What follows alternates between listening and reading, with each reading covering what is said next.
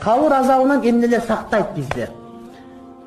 Намаз сактайт, зекет, орозо, фе'люл хайрат, жакшылык иштерди кылуу, садака берүү, сила, тууган урук менен катташуу, вал маруф, адамдарга жакшылык кылуу, вал ихсан илен нас, адамдарга ихсан кылуу, ушулар сактайт.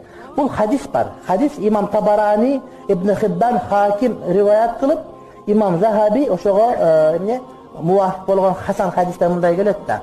Пайгамбар алейхиссалам айтат: "Менин жаным, рухум колумда болуп жаткан касам ичип айтам" дейт. Пенде дейт, адамды көмүп кетип аткан учурда алардын кетип аткан кепиштерин үнүн угат дейт. Эгер ошол адам момун болгон болсо дейт, намаз башында турат. Зекет оң жагында, сол жагында орозо турат дейт.